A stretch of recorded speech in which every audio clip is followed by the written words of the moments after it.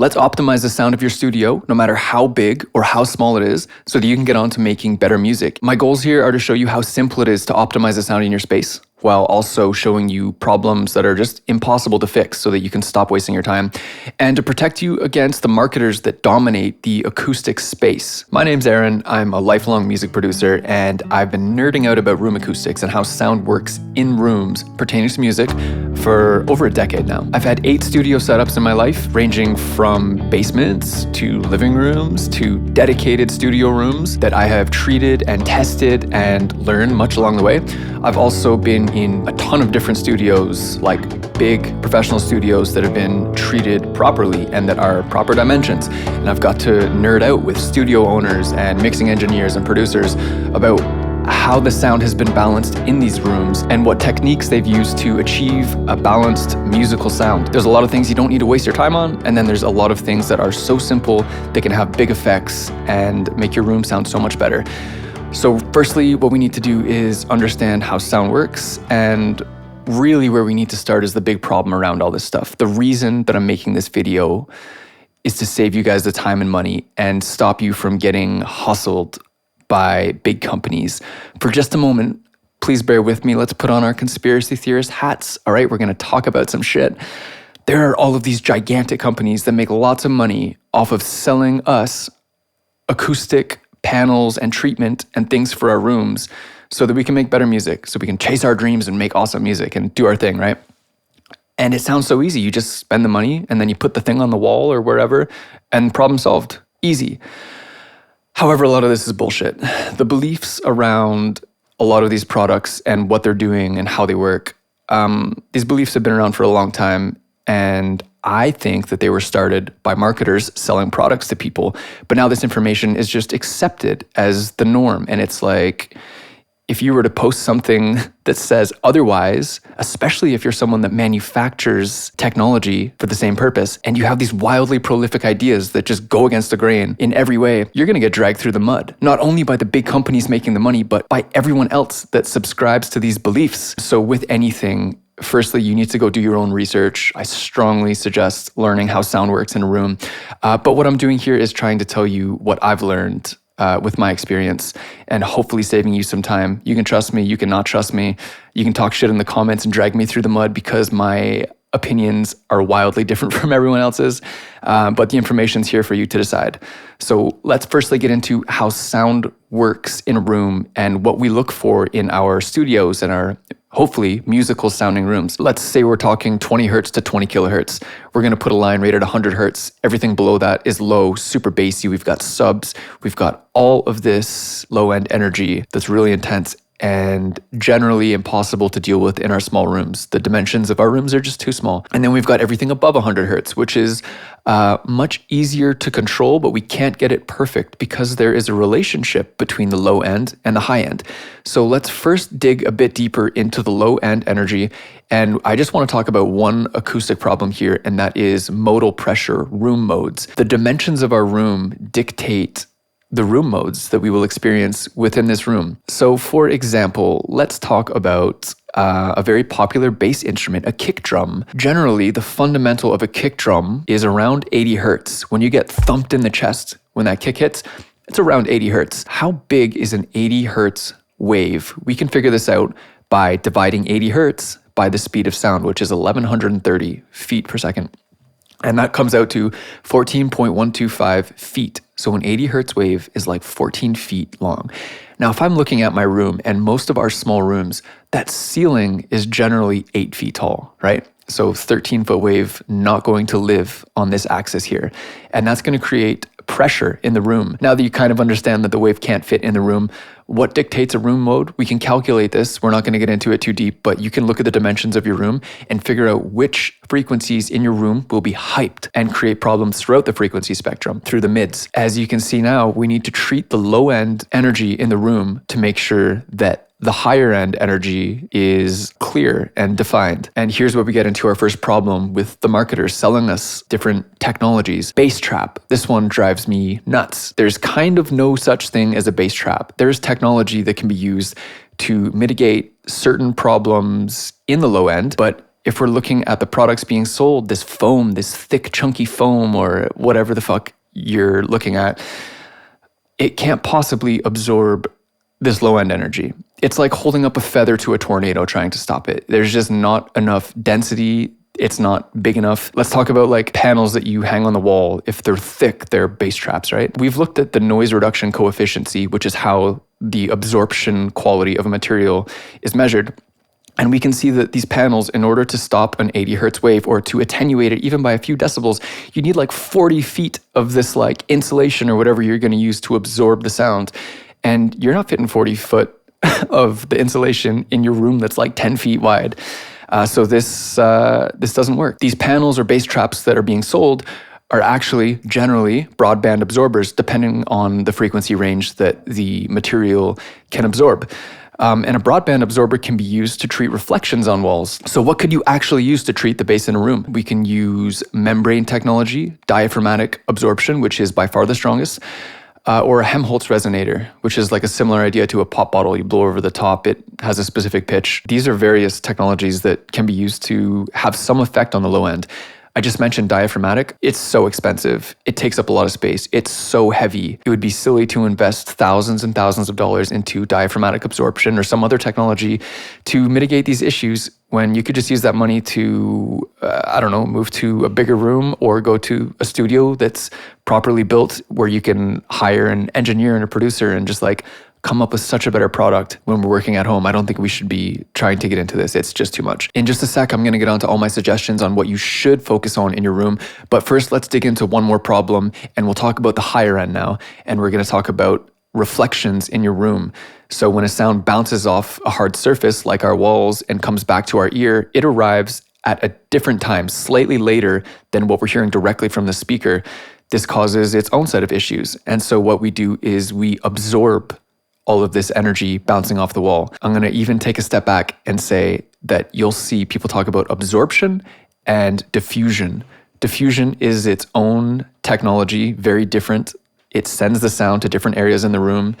It is built very specifically. There are a ton of products on the market that are referred to as diffusers, but they're not actually diffusing the sound in a way that we really want. Diffusion is really cool because when used in a space that is suitable for diffusion, it can really open up the sound. If you look around at the space and then you close your eyes and you hear sound in the room, it might sound way bigger because the sound is being sent to all these different locations and bouncing around in a different way, and it just feels bigger. The room breathes differently. It's incredible to hear, but we're not doing that in our small spaces. I don't think our small rooms are really going to benefit from this, but also we don't even have the room to put like proper diffusion to treat both axes. It's not going to work in our small room. Something you should look into if you actually want to diffuse a space, if you've got a space big enough, is quadratic diffusion.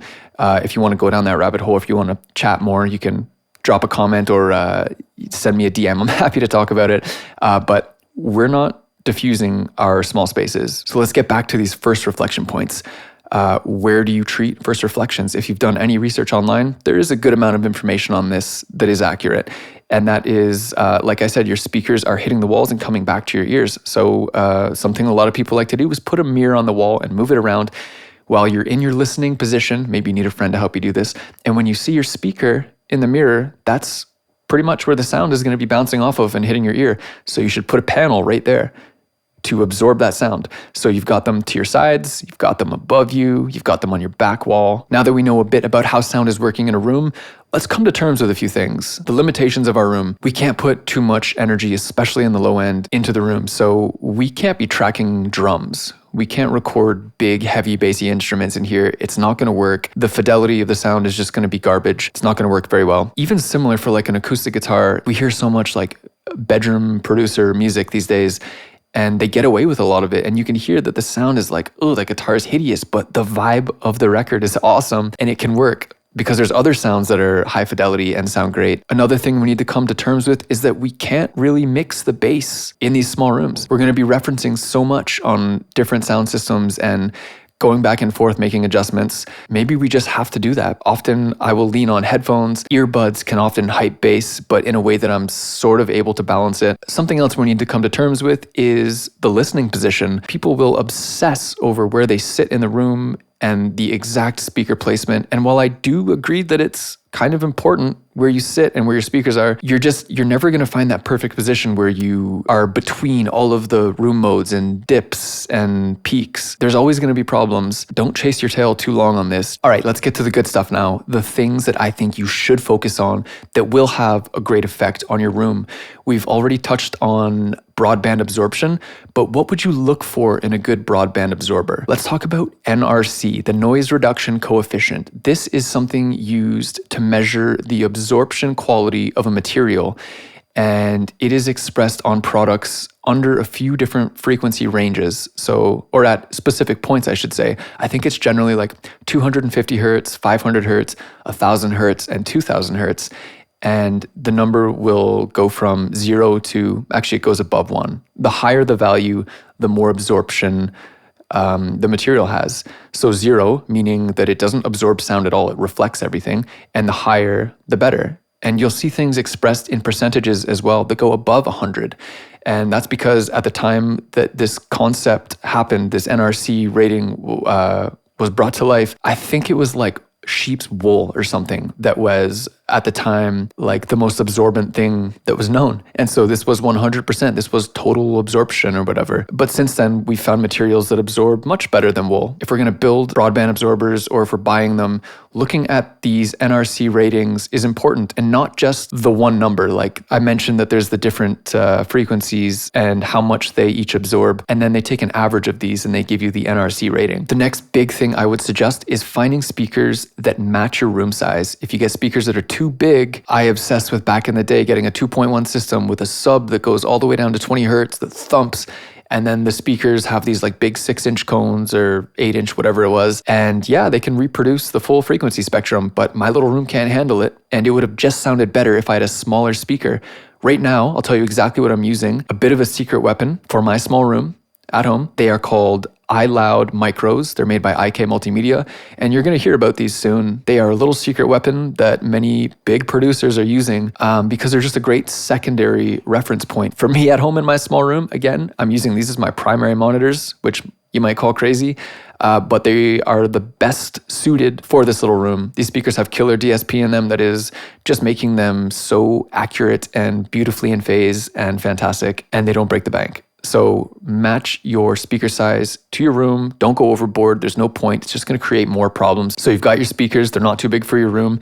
Where are you placing them? You are sitting in the center between two walls, equal distance in your listening position. You've got your speakers that are also an equal distance from each of the side walls. So even though you've got issues, they are equal and balanced on both sides. Your speakers are also out from the wall so that you're not hyping the sound.